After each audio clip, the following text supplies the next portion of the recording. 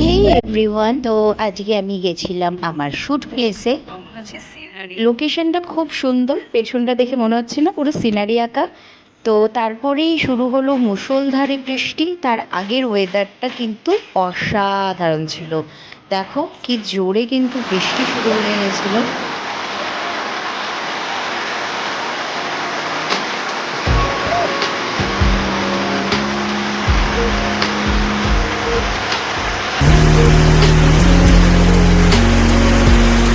বৃষ্টিটা একটু থামার পরেই আমি চলে গেছিলাম রেডি হয়ে ছাদে।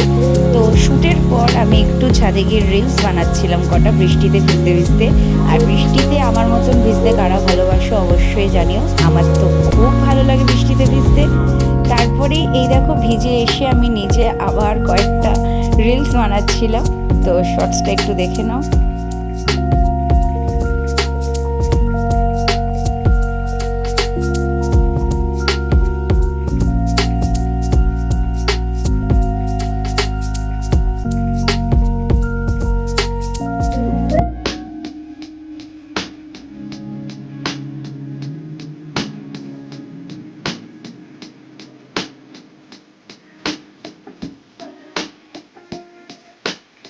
শ্যুট প্যাক আপের পর আমি একটা বোনের সাথে বেরিয়ে গেছিলাম।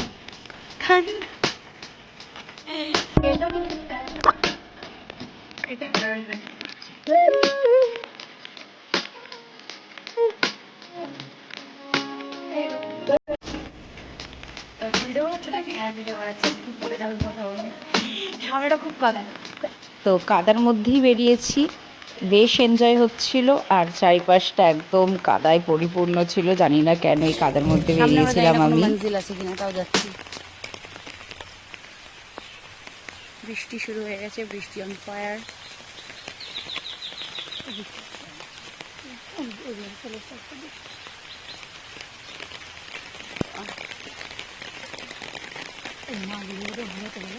ব্যাক করে যাবি?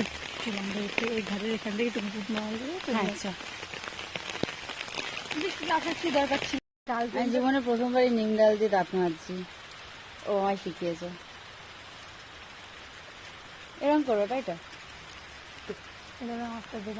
কখনোই নিম দাঁতন দিয়ে আমি দাঁত মাজিনি গাইস, খুবই তেতো ছিল, কিন্তু বেশ অন্যরকম এক্সপিরিয়েন্স। হ্যাঁ, সত্যি বলতে দাঁত কিন্তু দারুণ চকচক করছিল, মানে আমি এটা ফার্স্ট টাইম এক্সপিরিয়েন্স করেছি। যাই হোক, কিন্তু তারপরে দেখলাম ও বাইক নিয়ে এসছে, ওর সাথেই আমি যাচ্ছিলাম বাস ধরবো বলে। আমার শ্যুট প্যাক আপ হয়ে গেছে, বেশ একটা দারুণ এক্সপিরিয়েন্স হলো আমার।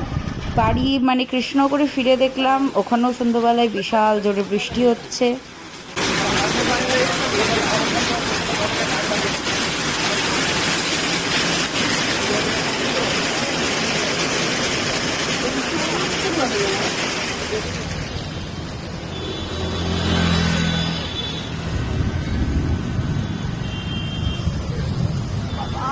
বৃষ্টি ভেজা দারুণ একটা সন্ধ্যা বা দারুণ একটা দিন কাটিয়ে আমি র্যাপিডো করে চলে এসেছি, এখন বাড়ির দিকে যাচ্ছি। তো কৃষ্ণনগর এখন র্যাপিডো চালু হয়ে গেছে, যারা যারা জানো না তাদের জন্য ইনফরমেশনটা দেওয়া থাকলো।